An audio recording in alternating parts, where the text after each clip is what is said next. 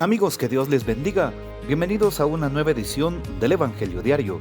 Estamos a sábado 12 de julio, en esta 14ª semana del tiempo ordinario. Y hoy en sábado recordamos a nuestra Madre Santísima, la siempre Virgen María. Ave María Purísima, sin pecado concebida.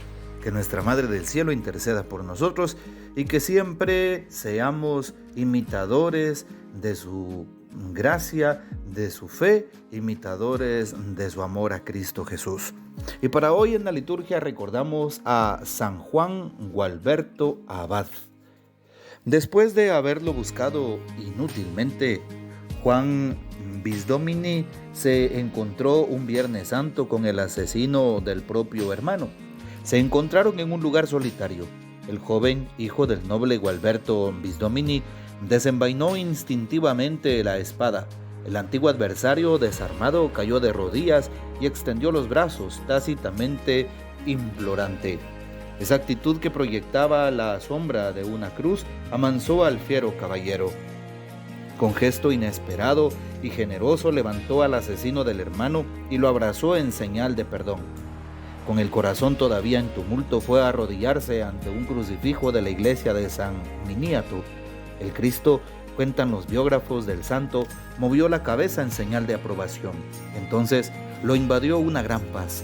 Decidió entonces abandonar el mundo y fue a tocar a la puerta del monasterio benedictino, venciendo las comprensibles resistencias del padre. La fiereza del noble caballero, mitigada pero no domada por la rígida disciplina monástica, resurgió cuando se trató de defender el honor de la iglesia, humillada por la corrupción de los falsos pastores.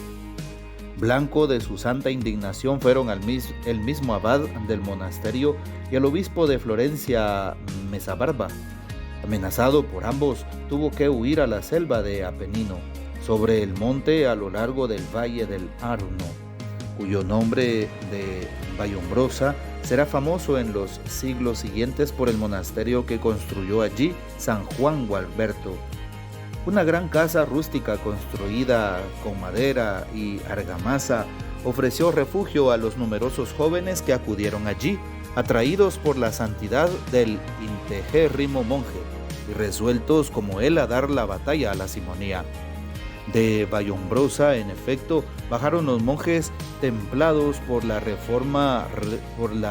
reformada regla benedictina, y primero en la cercana Florencia y luego en varias ciudades de Italia, obraron esa bienhechora transfusión de operosa santidad, siguiendo el ejemplo del santo abad, corrigiendo las costumbres de las mismas instituciones civiles. Los florentinos les confiaron a estos monjes hasta las llaves del tesoro y el sello de la república. Juan Gualberto le había declarado guerra a los abusos y a la desenfrenada búsqueda de dinero y de honores, pero no pudo evitar la fama de sabiduría que se difundió en toda Italia. El Papa León IX hizo un largo viaje para ir a visitarlo. Antes de morir, en 1073, les dijo a sus monjes: cuando vayan a elegir un abad, escojan entre los frailes al más humilde, al más dulce, al más mortificado, sin ostentación ni retórica. Él había trazado el perfil de su propia alma. Pidamos pues la poderosa intercesión de San Juan Gualberto Abad. Y para hoy tomamos el texto bíblico del Evangelio según San Mateo, capítulo 10, versículos del 24 al 33. En aquel tiempo, Jesús dijo a sus apóstoles: el discípulo no es más que el maestro, ni el criado más que su señor. Le basta al discípulo ser como su maestro y al criado ser como su señor. Si al señor de la casa lo han llamado Satanás, ¿qué no dirán de sus servidores? No teman a los hombres. No hay nada oculto que no llegue a descubrirse, no hay nada secreto que no llegue a saberse. Lo que les digo de noche, repítanlo en pleno día, y lo que les digo al oído, pregónenlo desde las azoteas. No tengan miedo a los que matan el cuerpo, pero no pueden matar el alma. Teman más bien a quien puede arrojar al lugar de castigo el alma y el cuerpo. ¿No es verdad que se venden 2 pajarillos por una moneda? Sin embargo, ni uno solo de ellos cae por tierra si no lo permite el Padre. En cuanto a ustedes, hasta los cabellos de su cabeza están contados. Por lo tanto, no tengan miedo porque ustedes valen mucho más que todos los pájaros del mundo. A quien me reconozca delante de los hombres, yo también lo reconoceré ante mi Padre que está en los cielos. Pero al que me niegue delante de los hombres, yo también lo negaré ante mi Padre que está en los cielos. Palabra del Señor, gloria a ti, Señor Jesús. Hoy la lectura del Evangelio nos invita a ser como nuestro Maestro, como nuestro Señor. Por eso dice, el discípulo no es más que el Maestro. Qué importante es saber obedecer el plan de Dios. Qué importante es quitar nuestro egoísmo, quitar el orgullo de pensar que podemos hacer las cosas solos o de pensar que nosotros hemos obtenido lo que tenemos por nuestros propios méritos. No es así. Cuán importante es saber que todo lo que somos, que todo lo que tenemos, que todo lo que existe viene de Dios y a Dios regresa. Por eso hoy se nos invita al tema de la humildad desde las primeras líneas de este texto bíblico. El discípulo no es más que su maestro. Que el discípulo sea humilde, que el discípulo sea obediente, que el discípulo sepa escuchar al maestro. Así es, y esta invitación es para todos los que nos consideramos hijos de Dios, seguidores de Cristo. Todos los que nos consideramos cristianos y, cómo no, servidores de las distintas parroquias, grupos y movimientos o apostolados. Pidámosle al Señor que nos ayude para que podamos comprender su palabra y cumplir su voluntad. También hoy se nos recuerda que no hay nada oculto que no llegue a descubrirse, y por eso hay que repetirlo y pregonarlo todo desde un lugar público.